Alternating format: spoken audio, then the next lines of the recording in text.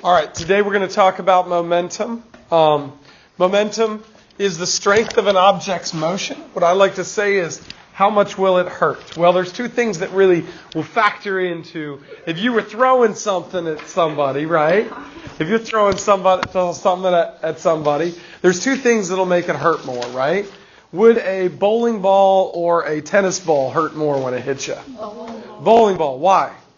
Because it weighs more. Now, what we talk about in physics when we talk about weighing more is we don't talk about weighing, we talk about mass, right? Okay, so mass comes into play.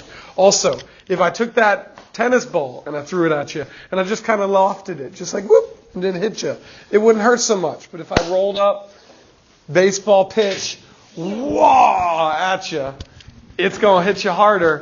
It's going to hurt more, right?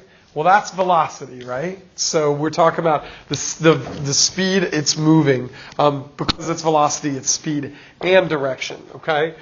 So momentum, if we look at momentum, we actually use the symbol P for it. I'm not really sure why they use P, but they do, okay? So P is momentum. Look at the units. What are our units for mass usually, guys? Kilograms, right? So we're going to use kilograms. If we have anything in anything else other than kilograms, we have to convert it to kilograms. Last but not least, we got velocity, okay, which is measured in meters per second. So if we're looking at this, we've got kilograms and then meters per second, right? As our units. So knowing that, what would the units for momentum be? Meters to the fourth. If you combined all these units by multiplying the kilograms times meter per second, what would you end up with? Kilogram meter per second. Well, a kilogram meter per second squared was a Newton. A kilogram meter per second, meter squared per second squared was a joule, and a kilogram meter squared per second cubed was a watt. Good. So we always name something else, name these units other things, right? Okay, so what is the momentum? What do we call a kilogram meter per second? Well, we call it a kilogram meter per second. So we don't change it, okay? So I propose that we turn the kilogram meter per second into a Lindgren. All right? This is my ultimate dream. This is the dream. Is I want to one day get the unit, the kilogram meter per second. And we'll call it a Lindgren. So Newton's got his, Joule's got his, Watt's got his. We're going to make this happen, okay? And I like the cursive L. What do you think? Yeah? All right. Okay, we'll work on that. But yeah, so momentum is a vector quantity, which basically just means what, guys? What's the difference between a scalar and a vector quantity? Scalar means there's no direction, right? So vector means that there is a direction. Now, why does that matter? Well, if we're thinking about it, if we have one object going this way and one object going this way, right? We'll just call them balls, right? And they're the same size. They both have the same mass, m. Okay. So the momentum for this one would be mv, right? And then the momentum for this one would be negative mv, right? Because we have to make one of these velocities negative. If you don't make one of these velocities negative, we're going to run into problems. And when we do conservation of momentum later on, that's going to be important, okay? What is the total momentum of this system? If we had a mass of 3 kilograms and a velocity of 2 meters per second, and this would be negative 3 meters per second and 2 kilograms. The total momentum here would be 6. The total momentum here would be negative 6, right? So if the total momentum's negative 6 right here and positive 6, what's the total momentum in that system right there? 0. Okay? So just be aware that if two objects same size, moving same speed toward each other, total momentum is 0. You will see that question again. Okay? So choose the direction of motion to be positive. So you really can, either direction can be positive, but you just kind of have to choose one to be positive and stay consistent. Thanks for putting that away, Daykel. I appreciate it, buddy. All right, so let's talk quickly about, let's watch this video and see. There's a cute little guy that likes to talk about momentum. A little English boy.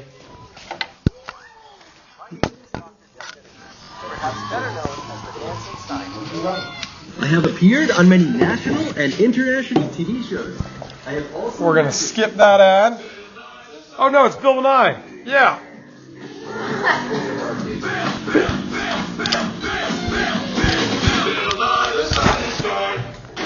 One, two, three, 4, 5, 6, 7, 8, 9, 10, 11, 12. Ping pong balls are great for ping pong, but they're not for bowling. Play the remote on the board thing.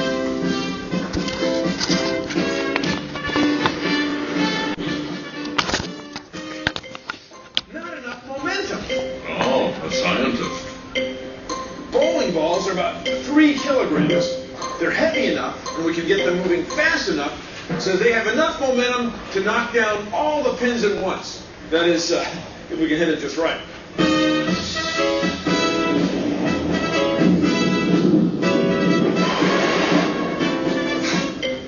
Well, that was pretty good. But suppose we had a heavier ball, like 4 or 5 kilograms. That would have enough momentum to knock down every pin every time. Now that would be cool. Hey, Bill. Huh? Catch!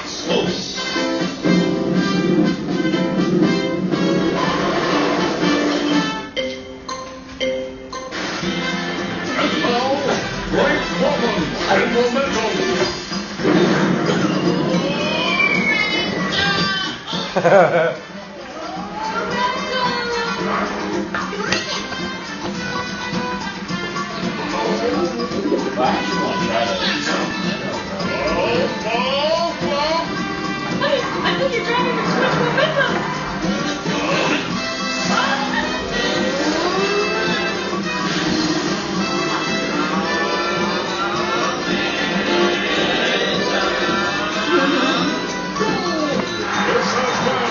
Great moment.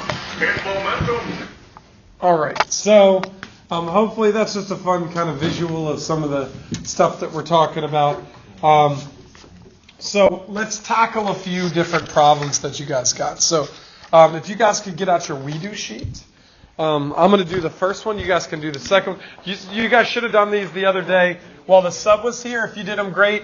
If not, then we'll move on. But I'm going to show you how to do them. So let's talk quickly about this number 1 that says a deer with a mass of 146. So we can do Givens, 146 kilograms. Yes? I wasn't here last. All right, well, we'll get you something in 1 second. Just look up here for right now. Okay? Paige texted me 8 minutes ago to tell you she's still coming to class. She's home. Okay, all right, sounds good. It says a speed, but we're going to call it a velocity, but we're just calling it a velocity because we're calling it positive, and that gives it its direction.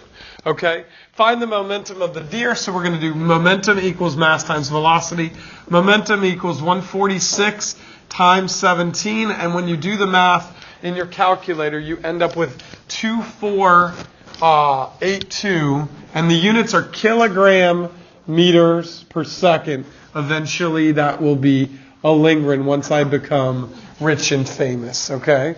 Maybe not rich, but I'll be a baller with a unit. So that said, that's a very basic plug and chug momentum question, okay? Now, I want to talk to you about the starred ones because at this point you should be able to do those, or you should have done those the other day with the teacher. But I want to talk about the starred ones. So we'll go ahead and we'll skip down to number 6. It says a 3 kilogram brick is dropped from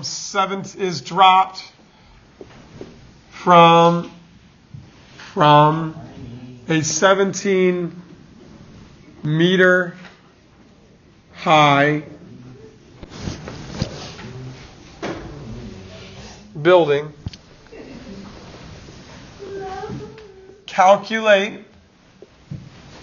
the momentum when the brick hits the ground. You just What do you think we do here, buddy?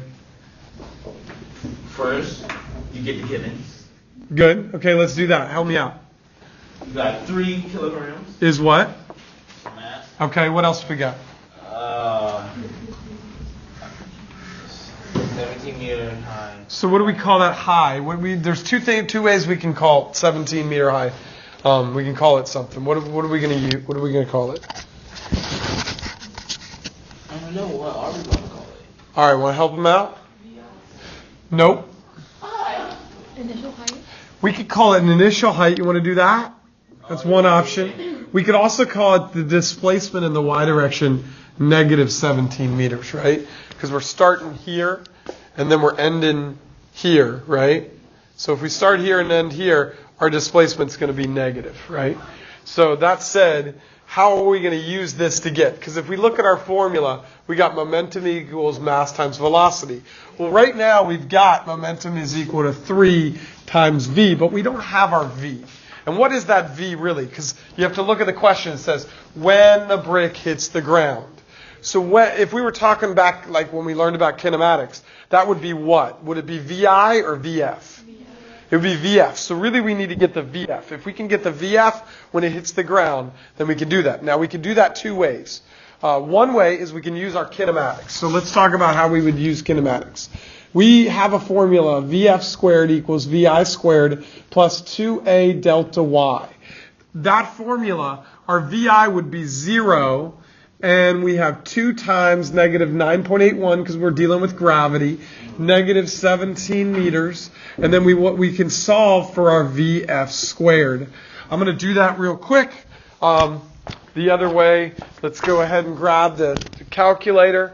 I've got 2 times 9.81 times 17, and I get 2 times, that didn't work, 9.81 times 17, and I get a value of 333.54, and in order to get the value, I'm going to do the square root of both sides. Now, but whenever I take the square root, I always have to ask myself, is it positive or negative? If we looked at the velocity of an object that's falling, its velocity would be negative. So I would make that negative. If you don't, it's still okay. You're calling down positive in that spot. So I'm going to go ahead and make it negative, okay? So now we've got that. The other option, if we wanted to use it, and this is something, I want to give this option to you if you want. We know that all the potential energy turns into kinetic energy. You guys remember that from conservation of energy? And in that case, mgh equals 1/2 mvf squared. And in this case, we can cancel the m's, and we have 9.81 times 17 equals 1/2 vf squared. I'm going to multiply both sides by 2, and I'm going to get 333.54 equals VF squared, square root of both sides, and I get a VF that is equal to negative 18.26 meters per second. You can see that either way I get the same answer, okay, using conservation of energy or kinematics. Either way, but now that we've got that value, we take that value and plug it in to the V up here, negative 18.26, and then we can go get the answer they're asking for, which is what is the momentum. And in this case, it's negative, and we can make this positive. If we want to make this positive, we can. We're just calling down positive. So this answer would be right whether it's positive or negative. I'm going to make it negative 7.9. Then we're going to remember our units, which is a kilogram meter per second, and we put it in a nice little box, okay? So you can see that we've actually used kinematics to get the velocity and plugged it into the formula for momentum, okay? So 7, 8, and 9 are all like that. I'm going to give you guys a few minutes to do 1 or 2 of those. Once you guys feel confident, let me know, and we'll do the lab that applies to this, okay? Yes. Yes, you can.